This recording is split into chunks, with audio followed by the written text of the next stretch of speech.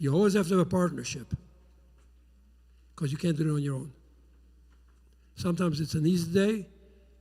Sometimes it could be a very difficult day. Now, again, before I continue with my next part, you have to ask yourself, as chaplains, how much are you ready to confront that could be very, very, very painful? Domestic violence. It's a very big problem. You know, the police officers responding to domestic violence is one of the most dangerous jobs because you get a call, 911, my husband is beating me, or my wife is so angry she has a knife ready to kill me with it. I caught my husband with another woman, and the emotions are way up there. And here you are, the police are coming in, and then I come with guns. They first try to calm you down. But that may not be enough. You may have to come along. Now, I don't know if in New York City now, in other major towns, a lot of clergy groups, and I don't know if they did it over here, they have established what they call groups that, calm down the situation when the police respond. You go actually with the police, you get the same call, listen, we're having comfort, we don't want to use our guns, we want to talk to them, but we may need you. It's not a hostage negotiation. Hostage negotiation is a whole different ballgame. That is really difficult, hostage negotiation, because in hostage negotiations, the person that you're negotiating with is a threat, not only to himself or herself, could be to his family, and a threat to you. And you don't know where it's going to go. I'm talking about police respond to a domestic dispute. And you could become an assistant. Now, you can't just go in there. You tell the police, and the police have to know this in advance. I'm ready to follow you. Don't get involved. You're not a police officer now. Don't put you're not trained the way they're trained. Bear that in mind. You're a support unit. And you tell the police says, please be on a standby in case I need you. Once they feel they got the situation calmed down and they think they need a more spiritual support for the person, that's when you come into the picture. You don't do things on your own because you're going to get into trouble or you're going to get hurt. I'll give you a couple of examples, and I'm sure many of you have. One of the most difficult things to do that I found is being called to the hospital, an employee gets killed on the job or on the way to work. Now you're being asked to be with the family. Now, under the law, I know upstate, I know in New York it's the law, you cannot say anything to the family, even though you know the person is dead, deceased. You know it. You have no right to tell the family that you already know the person is deceased. Only after the doctor speaks to the family, that's when you come in, etc. All you can do is sit there tight and pray to God they don't ask you the questions. And they will ask you the questions.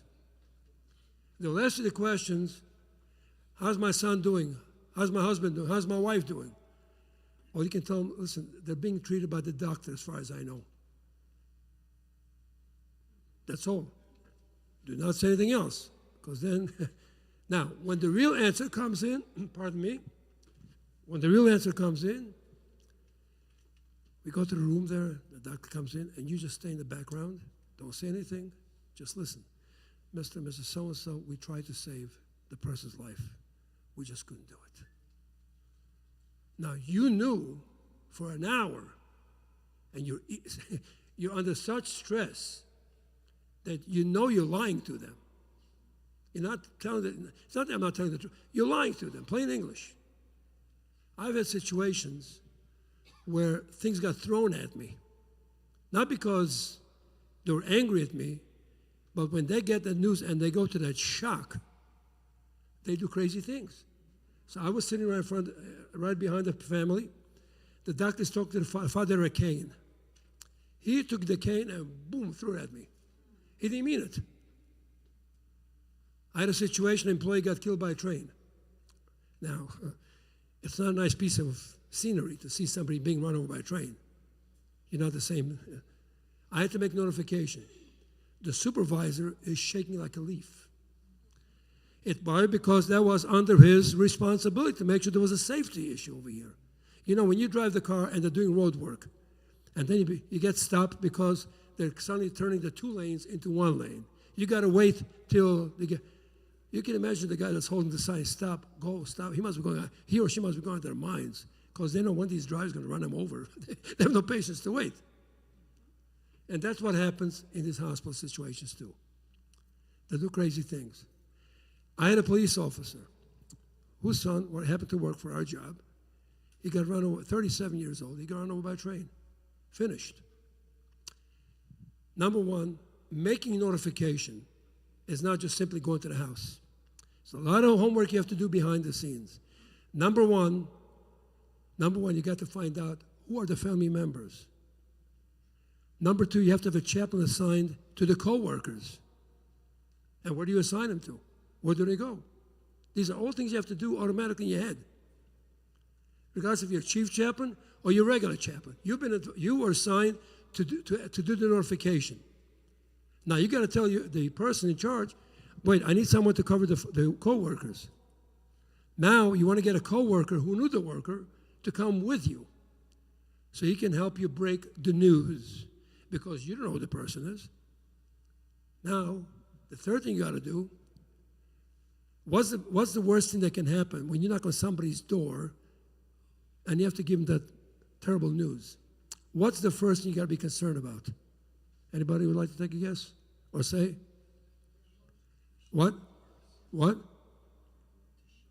The people go into shock or get a heart attack. They can faint, they collapse, etc. Right. All these things can happen. You don't know what to expect. So what do you got to do? You tell your team, get me a bottle of water ready. Get me tissues. Whatever you got to do to help the people who are going to go crazy once they get the news. And they're going to go crazy. Not because they're crazy, it's just an emotional reaction. And you are the representative of the company that's giving the bad news. So I finally got the news, who, etc. Now today got to worry about something else. The news, radio. Worker gets killed by train. Nobody knows who he is. Suddenly all the people who were working for the company was my child who started making phone calls all over the place. So you want to get there as fast as possible, but you want to make sure you got the right information. You got the right people, you got the right family, you got the right colleagues. That takes about 2 hours to get from the company. It's not boom, boom, boom, you get the information. Then you have to prepare yourself psychologically, depending what time, by the way, nighttime is worse than the daytime. As bad as it is, making notification at night is a lot worse than the daytime. And I'll explain to you why in a couple of minutes. Now, so now that you know you're going to have a situation, you have no idea what's going to happen. You hope to God you're going to come out of there in one piece, physically and emotionally, because they're probably going to curse you, and God knows they're going to take everything on you. But what else do you have to have available? Before you make the last piece, when you make the notification. Something that's got to be in your head the whole time. What's the last piece you do before you actually knock on the door, ring the bell, whatever it may be, and break horrible news? What? Pray. Worst time. You don't pray. It's the worst thing to do. Now, when I say worse, I don't mean worse by pray. I'm just saying that particular situation doesn't belong to this time. You got to make a notification now. They have no interest in praying. So the next thing, what you have to do before you come to the family, you make sure you have an ambulance on standby. You tell the police, I want an ambulance, no lights and sirens. Because once they lights and sirens, the blood what you want to do. You have an ambulance coming, no lights and sirens, parked about a block away. So if God forbid, the loved one of the family was killed, they go into shock or worse. They got a heart condition or other conditions. They can get heart and drop dead there. So you want to make sure you have medical assistance available right away. And if you thought about it like that, that's what I do. I always have a medical, no no lights and license sirens. sirens. Now, Now, there's there's a a difference difference between at daytime and nighttime. Daytime, people are up. And as shocking as it is, it's one thing. When you make that notification nighttime when everybody's asleep, and you know your loved one is working, whatever it may be, or it could be one of your congregants went to a party, got killed in a car accident, overdose, whatever it may be, now you got to make the notification. Do you know what it's like to come in the middle of the night? First of all, you hope they don't shoot you because they think you're a robber or something like this. And of course, you have to have the police come with you, just to help restrain in case something goes wrong. Again, no lights and siren. You come like a stealth bomber over there. And when you knock on that door, as soon as you say who you are, they already know the angel of death is here. Something bad happened. Now, either I've had situations where the wife and the kids went back to sleep. They were such shocked. No, can't be. I'm dreaming. It's a nightmare. They went back to sleep. 3 minutes later, they all come out screaming their heads off.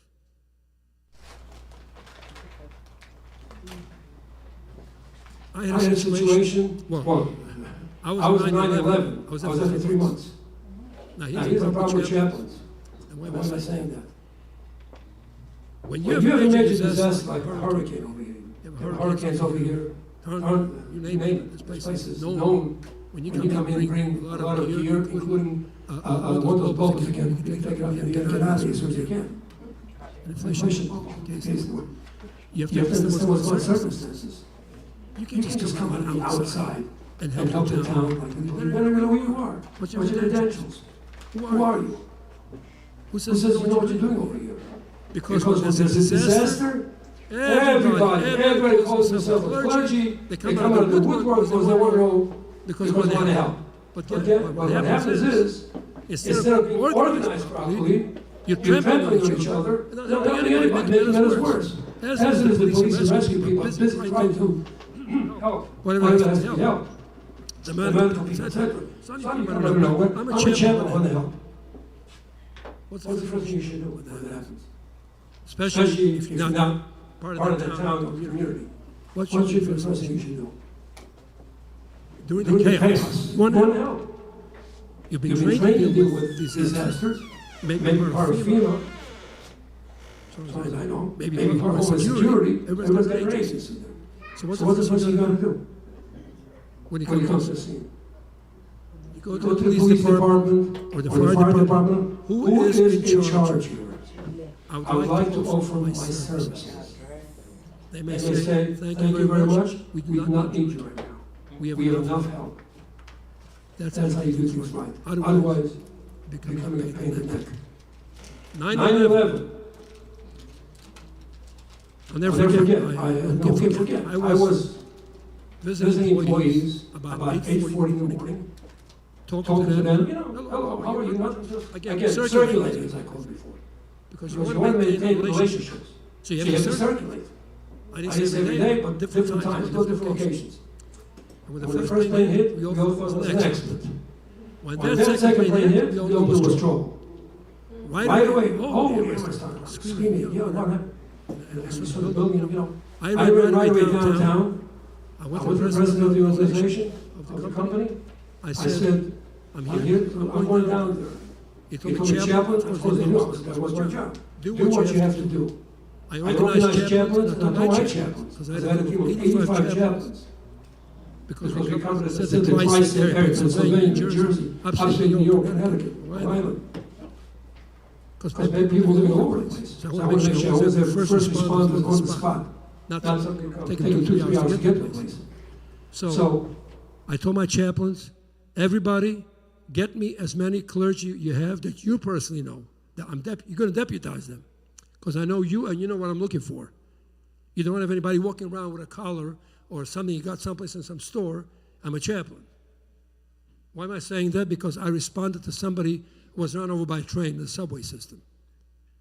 And the cops see me, chaplain. There was another chaplain there already. Well, he showed us the shield, and the shield said, Police Chaplain, ABG. ABG, what the heck is an ABG? Right, he said, ABG, appointed by God. He had a shield, police chaplain on top.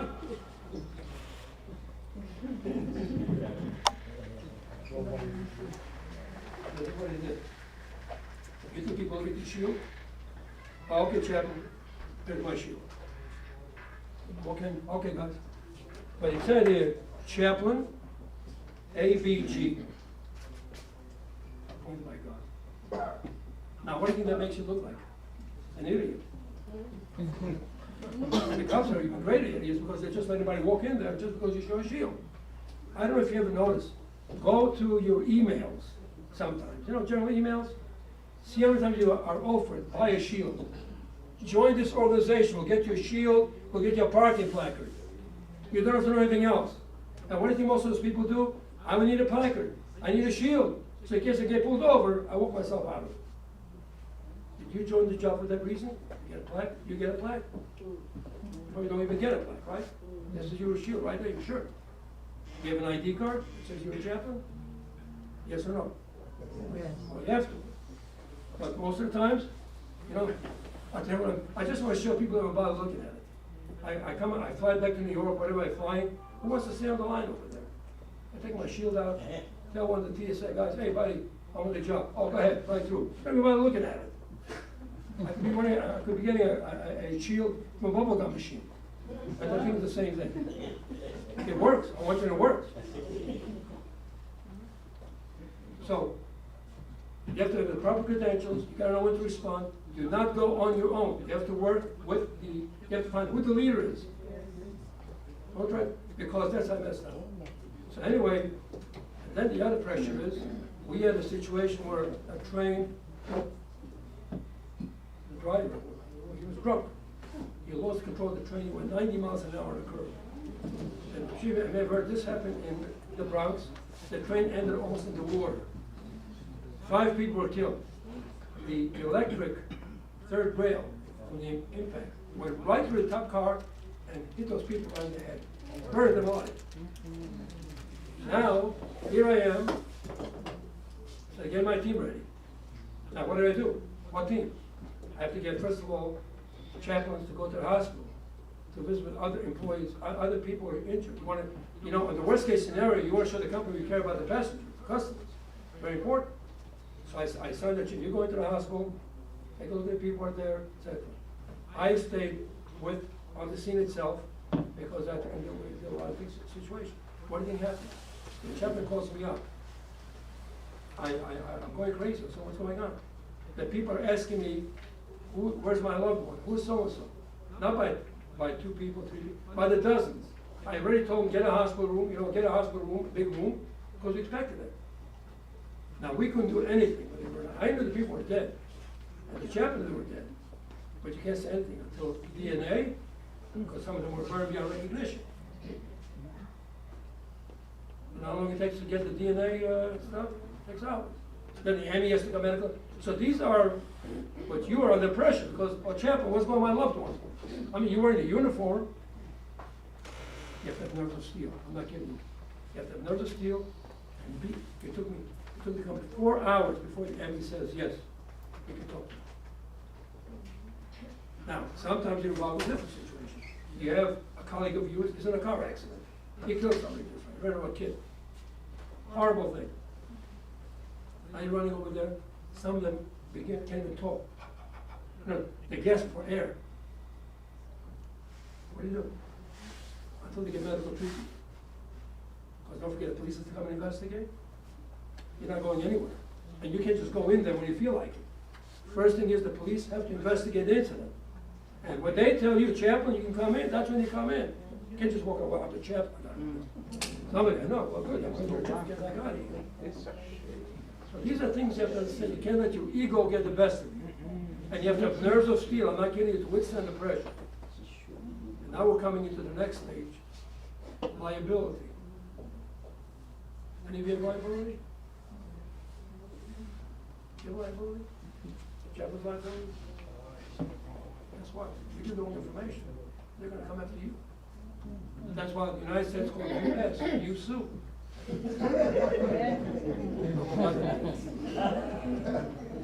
I finally got a good joke out of it. It took me an hour and 2 hours almost to get a good joke out of it. You sue. But I just felt like, I just finished my 50-second wedding. I'm like, it's not a joke. People ask me, how do you do it? Very easy. My wife and I, we both go twice a week to dinner. She goes on Mondays and I go on Thursdays. But you must have missed a joke back there because I didn't heard. Did you hear the joke I just said? Yes. It's a story. I guess. All right, anyway. So the bottom line is, your liability is a very serious situation. Now what you're doing, check with your personal lawyer. What liability do you have when you respond to an incident? Number one, if you're using your own car, what happens if you get smacked up in an accident because you want to run to get there on time? What happens to you? Who's going to cover for you? You have coverage for that? Will the company cover for you? You can't go through red lights. So with your chaplain, you can't fly with lights and sirens on because you need a code from the department. You can't just simply use your lights and sirens to respond to an incident unless you get a code from the department saying, yes, you may, we have record that we gave you permission. Because if you get into an accident, it's your behind, and you have no insurance to cover you, because you broke the rules. And the insurance company's not gonna cover you. So you're gonna get sued.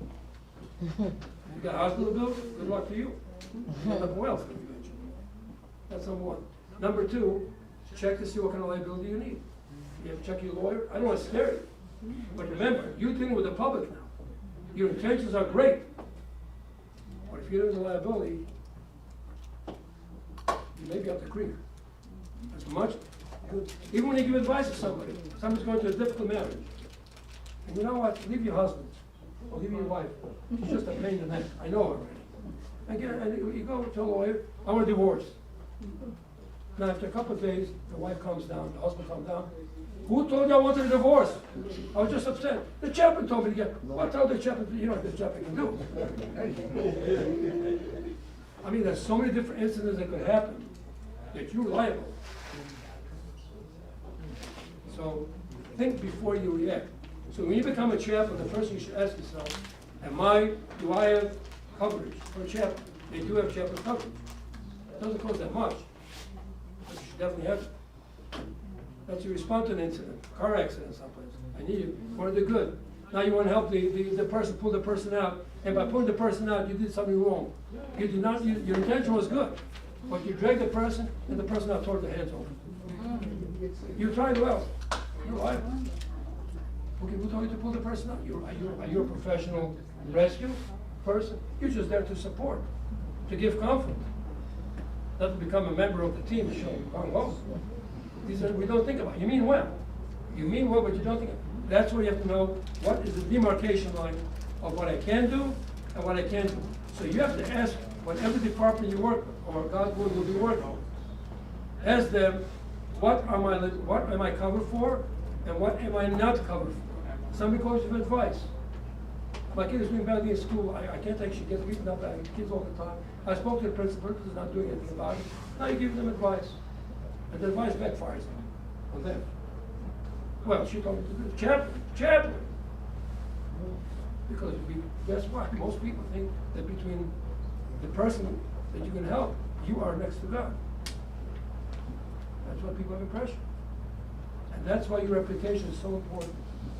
You can't lose your temper. You gotta be understanding.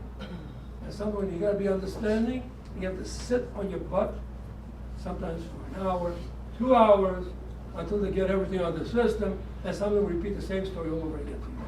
And you want to feel like you must smack it and stuff, you know what I'm saying? But you can't do that. You're not a chaplain. Chaplaincy requires a lot of patience. And once you begin to offer chaplaincy services, can't anybody disturb you? Oh, excuse me, can I come back later? I got to talk to somebody. Doesn't work. You have to stay with that person until you're ready to finish, until that person releases you. If you cannot do these things, you're in the wrong profession. And it could cause you family problems too, I want you to know. Don't kid yourself. Honey, I want you to go with my daughter to play. Well, honey, I can't. I gotta go take care of this. Well, can't you call somebody else and go? Because it's family. And if you have these domestic issues with your own family, do you ever discuss this with your family members, of what your roles are as a chaplain? These are things you have to confront your family members.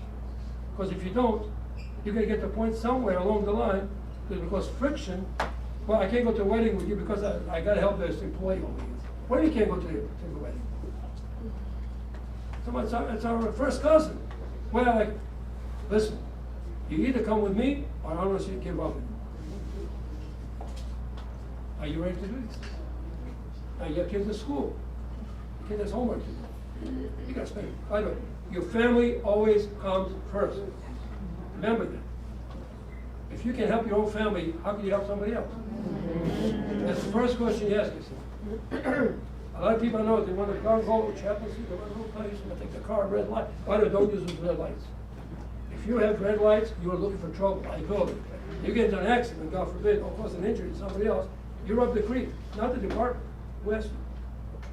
You gotta go through, if you're gonna be working as a volunteer chaplain, he works as a volunteer because you don't have as much protection as a paid chaplain. So be careful that you cover liability. As the department you're working with, what are the limitations to respond? Can I fly to a red light? I don't know. When people use their lights unofficially, against the law, it's against the law. Some of the people that drive, I come with a red light, they don't know what to do. They freeze with the car right in their spot. And you're gonna cause an accident, a chain reaction. You can be so liable, you lose everything you've got. Nobody can help you defend you. You get permission to use red lights, you get a code, you go to the code. I mean, these are little things, odds and ends you have to think about before you go to chapels. It's a great thing to do, it's wonderful. But you get yourself into some pretty nasty domestic violence, well, the husband, the wife, or the kids have a problem. If you don't know what you're doing, you're gonna get sued, or you're gonna get hit. I had a situation, I had to make a notification. So we got the family, but we couldn't say what. That worker got killed on the job. He got run over by a train. You can imagine what he or she looked like. He would cook. They would tell me. Family comes. Where's our son? And I knew he was dead. Now, I put another check because they were not of the Jewish faith. That's another thing you gotta make sure. And when you have a family, make sure that if you're not of the same faith, remember it's the most sensitive time. Don't just come in there and start doing something that's not incongruent with them, because they may get upset at you. You're trying to do the right thing. But that doesn't mean you can do anything you want to do. Make matters worse. So there, the person was killed. I had to bring the child, a 6-year-old child, to the hospital. I mean, that itself was traumatic. And when he got to the hospital, he didn't say a word until the doctor came. I knew the guy was dead. The father was dead. I knew it. I played music for the kid, not to make her happy, to make her hospital. Because that was not the time to tell the kid, I guess, where he'd be found. And so finally, the doctor came in. The father was sitting right where you sitting. When I was recreating, we're sitting there, the doctor was sitting next to him. And he came with a cane. The doctor said, Mr. So-and-so, started to tell him, we tried to save your son. Just couldn't do it. Now, he was waiting for 25 minutes in that room. I was ready to pull myself up. To hold myself down. I didn't know what was going on. He got so upset. He took the cane he came with, and so many, not on purpose. It's just the emotion.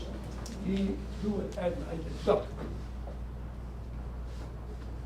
Now, you come to situations also, somebody gets killed in a job, and suddenly you find out, the guy's got 3 girls. One of them is a wife. Who's who? Who's the first, what's the second? So what are you going to do with that? What are you going to do at that point? Boy, this guy's really something. Boy, I never know I got to this situation. And then they start fighting in the hallway. Why? Who's going to get the benefits? The benefits. Wait a minute. He was living with me. What do you mean, why? He was shacking with me for 3 days. And I was, wait a minute, he was shaking me for 4 days. I mean, some of these scenarios are crazy. If you really want to see, it's horrible. You don't want to see some crazy stuff. Funny. It's funny, but it's not funny. It's tragic. Well, I'm the beneficiary, right? Where's the money? Where's the money? Who's getting the money? First question. And then they start fighting. In the hospital, they're fighting with each other, tearing each other's hair out, beating. I mean, are you ready to confront such situation? I mean, I'm talking about extreme. It happens more today than ever before because our society is totally nuts these days. With the rules that we never had rules like that now. You know, family structure is bad. Guys, today it's okay to have a checkup with somebody else. You have to know all these things before you even confront anybody. What is the story of this family? That's why it takes so a while until you can make the notification. You better get as much background as you can before you say anything or do something. Because at the end of the day, you know what you're talking about, you're going to have the victim. And they're going to sue you. That's what's called the U.S. You sue. So these are things you have to be very careful of. And you get injured too. Because when they get upset, oh my, and you are the symbol of the authority, the agency, they're coming after you. And they'll beat you up if they have to. If they go crazy. Say this one. Why didn't you watch why wasn't the job keeping an eye on my loved one's work? How did he get killed? It's your job responsibility. Safety procedure, you know? So there's a lot of tensions going on. Question around here, you have to ask yourself before you go into real life chaplaincy.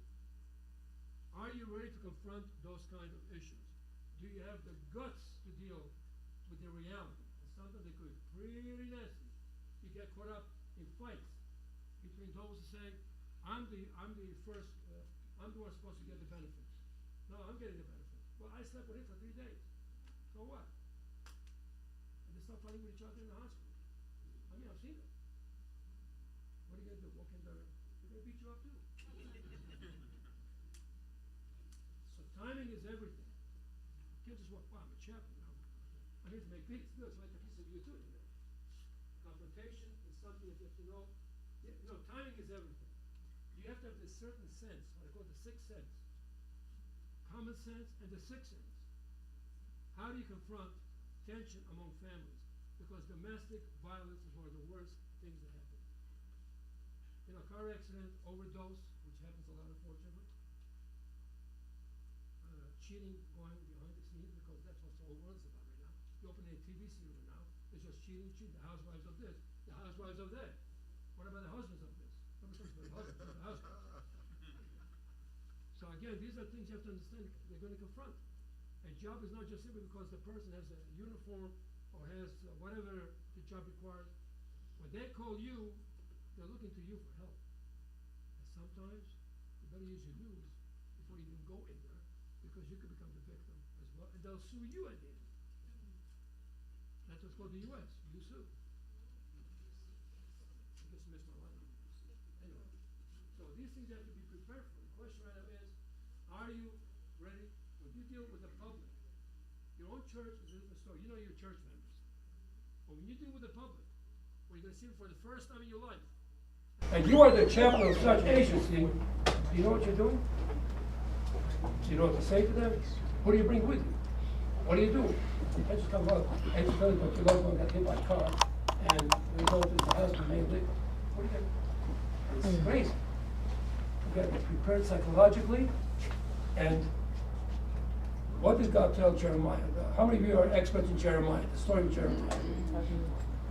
The book of Jeremiah, prophet Jeremiah? Not the bullfrog. You know the song Jeremiah was a bullfrog? Anybody remember? Who doesn't know that song? You must be pretty young, thank God. Jeremiah, what was he told when he first became a prophet of God? Look it up, chapter 2. You're going to have nerves of steel. Nobody can sway you to go this way or that way. Because when you confront a situation, especially bad ones, be ready for anything, but make sure that you take control of the situation. Otherwise, who needs you? Get the heck out of here. Because there's so much going on. I need you to be weak, I need you to be strong. Timing is everything. What do I say to the loved one? What do I say to her family? Sometimes you just have to keep your mouth shut. That's it, just hang around until they come to you. Because so much is going on. Do you know everything about the job that the person that you're responding to work for? You know the regulations and rules they have. Whose fault was it? Was it the person's fault?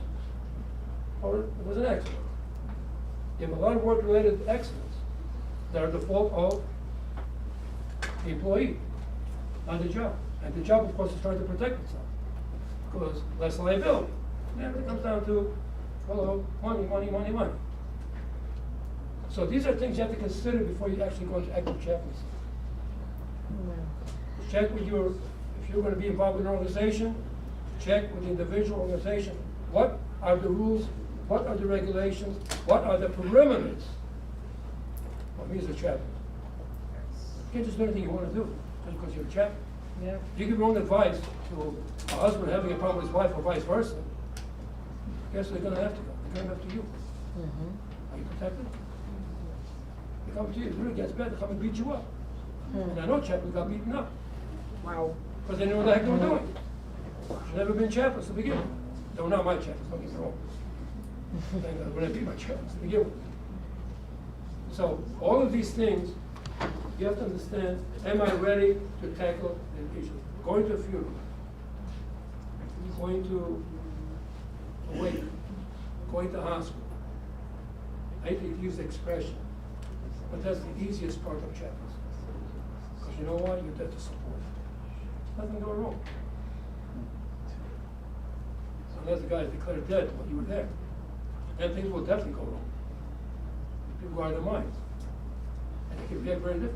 How many of you attended hospitals? How many of you have attended hospitals when the person was basically dying? Did you have to go, anybody here have experience? You actually went to a hospital and you did. Can you tell us exactly what happened, if you don't mind? Can you tell us exactly what happened? The family called me up and said that their mother was getting ready to expire, and she was in ICU. I'm sorry, can you speak just a little louder? I said- Oh, yeah, here's the mic. I'm sorry. Which one? Now, let's see, what would you do in this circumstance? Mr. Chaplain, Mr. Chaplain Judy. By the way, my mother's name is Judy. You know what I'm saying? She's 100 years old today. Oh, So I hope it's been 100 years. okay, I got Make it. sure you call me, you get 100 years, make sure you call me. Anyway, Tell us what happened. The family called me up and said mother was getting ready to expire, and she was in ICU, and they wanted me to pray, because the doctor said just a matter of time. When I got there, mother had that gurgling noise in her throat, and so I went over and ministered prayer. And after I ministered prayer, a few minutes later, mother went on to the other side. And then the family stopped crying, because they, and then we had been out of there for the last couple of days, and she's been declining. And what I did was, I consolated them, went around and prayed for each other. And, they didn't give no advice, because at that point, wasn't advice, you just lost your mother, and I understand that. I lost my mother, so I had empathy as well as sympathy. the experience, unfortunately. That's how- Right. So again, you have to use your rules, basically. On the spot, There's no book to look at. Either Either you have it, or or you you don't. don't. It's You got have to to be be part part of of your your DNA, I hate to say this. Chaplaincy has to be part of your DNA. It's one thing to go for prayers, it's one thing to visit hospitals, but when you deal with tragedies, You you better observe some skills sometimes. Because I deal with a lot of nasty stuff. And And people do go crazy when they confront these horrible things. It's not your fault. But the But the fact fact that that you're there, sometimes sometimes they use you as as a a way to let out their anger and frustration. Not Not because they want to hurt you, you, but but that's that's what what happens. happens. So So chaplaincy is not easy. You have to know what you're doing, read sociology books, Make it your business. depending on if you're working with the police departments, fire departments, even other jobs. Go visit them, establish a relationship. Because when you have a relationship, not coming once in a blue moon. Once in a while, come in, how are you, just say hi, how you doing? Either Either they'll they'll connect with you or they won't connect with with you. Depends Depends on the individual. individual. You You can't can't just walk, walk, I'm a chaplain, and I and I want want to to address address wall wall call, call, I I'll want do to do this, this, and and it that. doesn't work like that. You have You have to to connect connect with with the individual. individuals. And you You better better have a have good sense of humor too. Because Because without without the creative man man that that says, says, look look at at a a mess mess I'm I'm in in over here. So I So I just, just, that was that was a a joke. joke, by the way. Anyway, Anyway, chaplains have to good good jokes jokes. also. Thank Thank you very much, Appreciate appreciate it. it. Anyway, So So the bottom line is, you gotta be ready for anything and everything, including what what the worst thing is, domestic domestic violence. violence. You You can can come come to to a a hospital hospital suddenly, well, who are you? Well, Well, that's my wife. Wait a Wait a minute. minute. I I thought thought that's that's a a husband. husband. A A husband? husband? What's What's he he doing here? Told me Oh, he's he's a his husband. husband. Fights. Fights. And Right you're in the middle. That's That's what who gets gets the the sex. sex sometimes. You. You. You're the You're the sacrificial sacrificial lamb. lamb. So if So you're if ready you're to ready to confront confront them, them, I I guess. guess. Any Any conclusion, conclusion, my my part, I just I just want want to, to, just want One to, more one more thing. thing. It's, most most important important is is confidentiality. confidentiality. Confidentiality Confidentiality is extremely part of this particular profession. A lot Now, of times, if somebody somebody threatens threatens to kill themselves or or hurt hurt themselves. themselves, Confidentiality confidentiality goes out the window. Listen, Listen, please, for your good business, I'm I'm gonna gonna look look into into the hospital. I'm I'm gonna gonna deal with with whatever you gotta deal with. But But that you can't simply shy shy away because if that person does something crazy, you're liable. And And you're up the creek. And Finally, finally, conclusion, very very important, important, maintain maintain documentation. documentation. Whatever you do, who do you speak to, which which doctor, which which police officer, which which ambulance, whoever whoever you you were were involved with, with, have have your your name, name, please, shield number, badge badge number, and keep a record. Because Because sometimes they may need you to respond to the investigation. Well, Well, yeah, I was there. Well, guess what? If you were there and you have no documentation, you could be liable too. Liability, make sure that you understand this thing about liability. It's very honorable to be a chaplain. But make sure you know what you're you're getting yourself yourself into. because Because something something gets gets so nasty, that you could be being injured or dead, God forbid. because you Because you got got put right in the middle of it. So it's It's a great profession. It's a great art profession. It's a It's a great great humanitarian. humanitarian calling. It's not It's a not a profession. profession. Profession is Profession a is a job. job. It's not It's not a a job. job. It's the It's greatest gift you can be when you when can you can offer offer help help to to somebody somebody else. and And everyone else to to help help. them. And And unfortunately, a lot of unfortunately, people these days like that, especially especially seniors. And if you And deal you deal with with seniors, seniors, send send to to senior homes, we talk to them, they're they're on their all own, You hardly hardly see see family members visiting them them. sometimes. You're You're it. it. You're the You're the family. family. A A lot of good things you do out there. Make Make sure you be able to confront any any situation situation before you do anything, because because instead of making things better, you you can can make things worse. So So I want to wish you the best of luck, And and it it was was a pleasure talking to you. And And if you need my phone number, I'll tell my wife to give it to you. So you She should should know call her this. instead of me. So, So, in the meantime, I'd like to introduce right now, Chapman Gaspar, do you want to introduce the gentleman? Yo, yeah, Brian, Or- what are you talking about? Oh, here we go. So, So, my my humbleness, humbleness, sincere sincere appreciation appreciation, of share my my knowledge knowledge and and experiences with you. It's It's great. great, It exactly what what it says over there. I I want want to wish you all the best of luck in your calling. It's It's the most, it's it's the most gratifying work when when you do from your heart. What What does does it it say? say? If the famous hero of Israel, I I shall worship the Lord of God with all thy heart. This This is the type of, this is the type of work, that it work calling. You You better better be be hard hard for it, and you cannot look, what time is it? If You you can do need those three things, be be as educated as you can. Very Very important to be educated. educated. As As much much as as you you know can how to study. study, You'll be you'll be a great champ. Thank Thank you, you. I wish you all the best of luck. Thank you. This This is is my my associate, one one of the champions that we do make recommendations. You You have a loved one, well, tell yourself. All the way from Tampa, Florida, drove down here. Can you imagine that? I didn't even know from Macocchio. But, things go backwards, coke. Anyway, it gives me great pleasure to introduce Brian to tell exactly how he go, why is he here. Brian? Thank you, Chaplain Berkowitz. Appreciate you so much. Oh my goodness, what a wonderful man to learn from. Talking from 40 plus years experience doing this. My goodness, he has done it all, seen it all. You can tell just from this little bit of time we got to spend with him. So I know y'all were blessed tonight spending some time with Chaplain Berkowitz. And thank you, my goodness, from the time I drove up, y'all are so friendly. Everybody that greeted me on the way in, found me a seat, I mean everything. This was a last minute thing for me to be here, but just wanted to share for a few minutes who I work with, because I do work with a lot of different chaplains. I work with a lot of peer support teams, And my name is Brian D'Onofrio. I do live up in the Tampa area. Met Chaplain Berkowitz through our company. It's called Magnolia Meadows. And it is a residential treatment facility in Waverly, Tennessee. But it is just for first responders. So we serve firefighters, police officers, EMS drivers, we serve dispatchers. It is at the heart of our company to serve first responders, to serve those who serve. That's been our goal from the very beginning. We've been open right at a year, January 2024 we opened, and it's a 15-bed program just for first responders. So yeah, we've got some brochures here coming out. I'm going to run through a little bit of that with you, but I'll just be for a few minutes.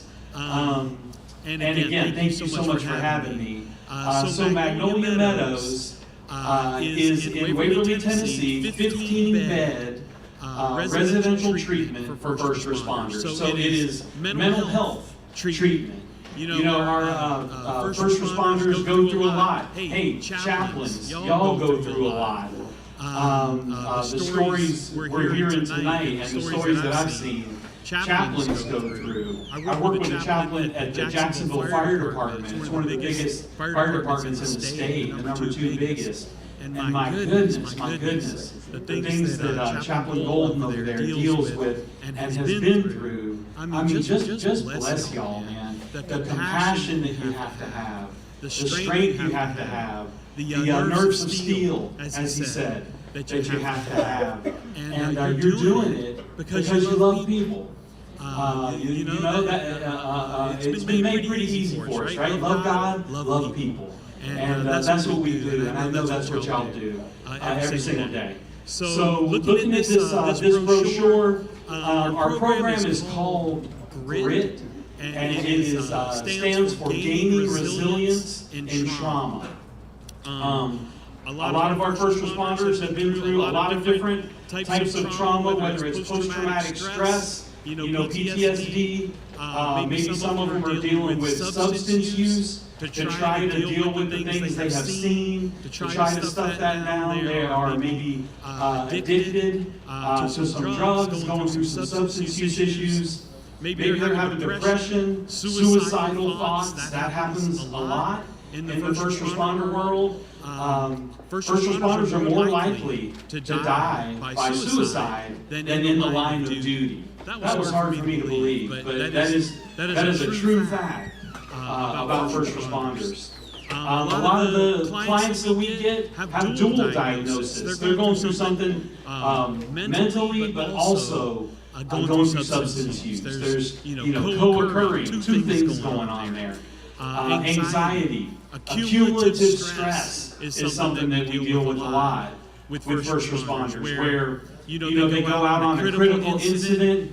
They are seeing all kinds of stuff, and y'all are seeing all kinds of stuff, and will, because you're a part of that process. But a lot of times they are just stuffing this down, stuffing it in, and it builds up. It accumulates inside, and we're helping them with that. So our main mission is to provide help, healing, and hope. We provide help for whatever is going on right now with them. We provide that healing along the way. We get the healing process started during their time with us. And then we provide hope. Man, everybody needs hope. That better days are ahead. And you can face this thing, head on and deal with it. So who we serve, kind of went through that a little bit. We serve firefighters, law enforcement, paramedics, military. We serve 911 dispatchers, correctional officers, and even former first responders. And we are also seeing nurses as well, especially from ERs. They're dealing with a lot as well. So that's a little bit about Magnolia Meadows. I would say our average length of stay is a residential treatment. So they come to us in Tennessee. Now I live in Tampa, but I work remote, so I go back and forth a little bit, and I've been trying to grow the Florida connections. So I've been trying to meet some different law enforcement, firefighters throughout the state. So I love meeting the chief tonight. I definitely wrote his name down. I'll be sending him an email to see if we can get him some information on our program. Yeah, he's great. Seemed like it. But with our team, we have a psychiatrist, we have a psychologist in the house, we have 2 therapists in the house, we have nurses, we have client care techs, and they are the nurses and techs are around the clock. So when we get a client, they stay with us. They come and stay for residential treatment. For average length of stay is about 30 days. So some a little less, some a little more, but it's a beautiful facility out in the country in Tennessee. It's on 32 acres of land, home-like setting. It's just a big house, and it's just gorgeous. And we also have, my favorite part probably is an executive chef. And man, that dude can cook, let me tell you. We snagged him from a local country club. Oh, I wish I had some pictures I could put up there of his food. Oh my goodness. Really, really good cooking going on in the house as well, where you know how important a good full belly is. So, yeah, that's where we're at right now. We've got great relationships going in Tennessee with Nashville Fire Department and the Metro Nashville Police Department. And then, like I said, we're building relationships outside of the state. Jacksonville Fire, working on Miami, working on Orlando, Tampa. Was just in Houston, Texas last week, meeting with the Houston Fire Department and the Houston Police Department, which are some of the biggest in the nation. And they were just thrilled to hear there's another resource for their first responders. So I've got cards here. I've got more brochures if you need them, and would love. And I think I've got some pens too. If I can ever help with anything, you need a resource for first responders, you just let me know. And again, thank you for all that y'all do. Thank you for your service. Y'all make a difference every single day. And thank you for the light that you are in somebody else's life. So thanks for all you do. Appreciate you so much. Thanks for having me. Thank you very much. Again, what I said before, networking is very important because people come to you. Can you suggest someone to help me take care of whatever the problem is? Remember, that's a tremendous responsibility you take when somebody comes to you, looks to you to give them some sort of assistance. I just want to say in conclusion that, as you know, we are confronting a lot of different issues socially. What has happened in this country and in Europe especially, the drug problem has destroyed lives. You know, we have problems with fentanyl. I'm sure you heard about that one. Alcohol problems. The kids, unfortunately, are watching things on TV which you and I would never look at. And that creates even more problems for the families. You got to work. So there's a lot of issues. So people look to you for help. So networking is very important. This is one of the things that we do. But you got to know who you're talking to. You got to find, you have a lot of people who have these programs, but you got to make sure you know who you're talking to. You can't just simply advertise something unless you know that they have a good quality, a good name, a proper name. So when you recommend somebody, make sure that you know that your name and reputation is on the line when you recommend somebody.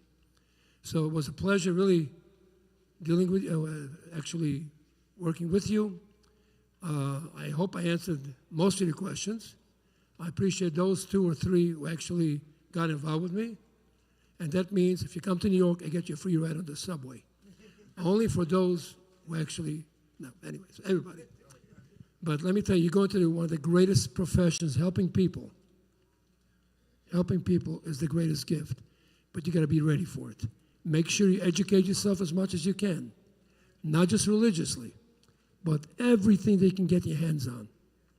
Thank God in today's phone, you got the Google. You can look up anything you want that can help you. Just takes a few minutes. But the bottom line is, it's your personality and your character that will make the difference between that person's good life or, God forbid, matters worse. So be prepared. I want to wish you the best of luck. You're coming to a great, great kind of godly help. You are the line of defense for God. You're helping God, and God willing, He'll bless you to bless you and your families for continued good health and a great future. Amen. Thank you, and God bless. Thank you, Rabbi. Thank you very much. Yeah, glory to God, glory to God, glory to God. You can see glory to God, glory to God. You speak English, glory to God. Say that, guys, say that, say that. Glory to God, glory to God, glory to God. Amen.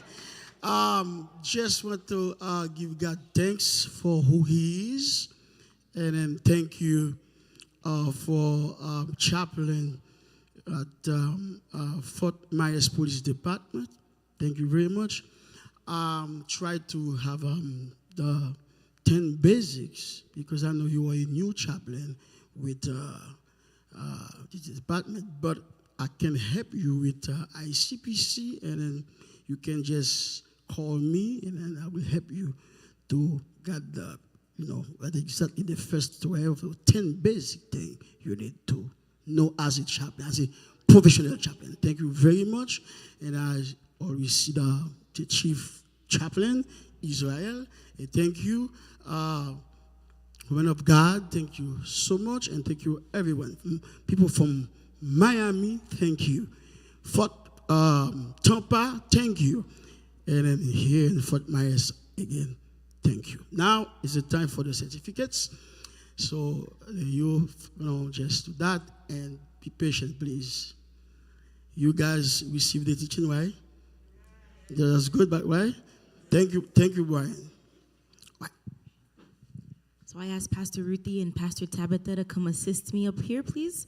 So I want to say that in Creole. Fio, I will have the rabbi stand with me. Fio, no come back now. Talk to me, guys. No.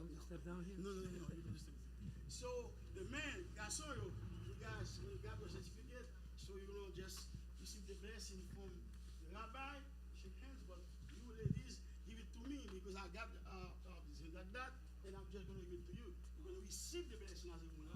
All right, guys? All right? You guys understand, right? Let's go. Can you move down, please? Both of you, move down, please. Just a little bit. Okay.